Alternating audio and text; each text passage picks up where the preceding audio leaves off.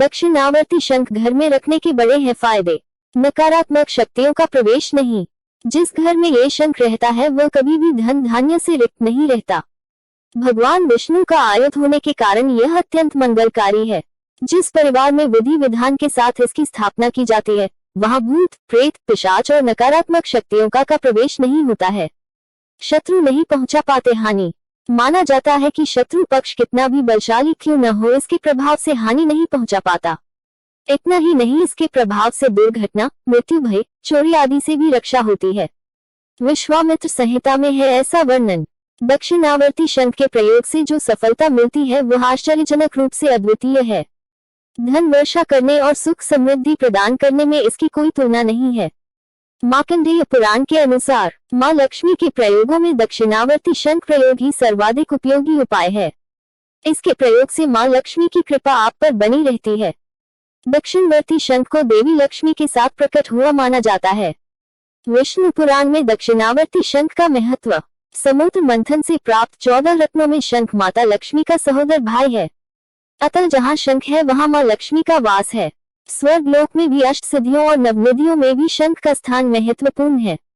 धार्मिक कार्यों अनुष्ठान साधना तांत्रिक क्रियाओं में भी शंख का प्रयोग हमेशा से फलदायी माना जाता रहा है। चाणक्य नीति। सुंदर पत्नी ऐसे लोगों के लिए शत्रु समान।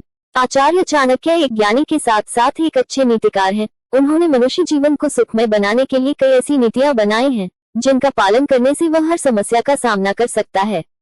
उनकी नीतियां व्यवहारिक हैं और जीवन के हर मोड़ पर उपयोगी हैं।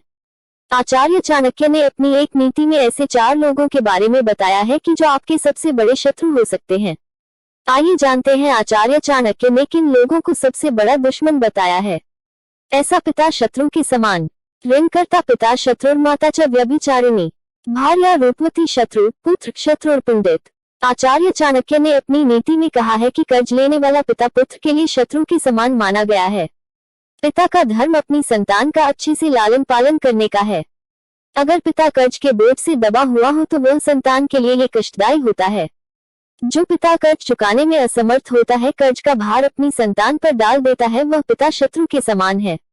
ऐसा माता शत्रु के समान। अगर माता का व्यवहार सभी संतान के लिए एक समान नहीं है तो वह माता शत्रु के समान है। अगर माता संतान का लालन पालन सही से नहीं कर पाती है और उनका पति के अलावा अन्य पुरुष से संबंध भी है तो ये संतान के लिए घातक है। ऐसी माता होने पर परिवार और संतान का विनाश तय है। ऐसा स्त्री शत्रु के समान।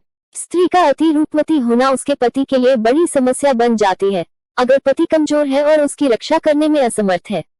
कमजोर और असमर्थ पुरुष के लिए रूपवती स्त्री शत्रु के समान है। ऐसी संतान शत्रु के समान। चाणक्य ने कहा है कि मूर्ख संतान माता पिता के लिए शत्रु के समान होती है। ऐसी संतान से जीवन भर केवल कष्ट मिलता है। इसके विपरीत जो माता पिता अपनी संतान को अच्छी शिक्षा नहीं दिलाते वह भी संतान के लिए शत्रु समान होते हैं।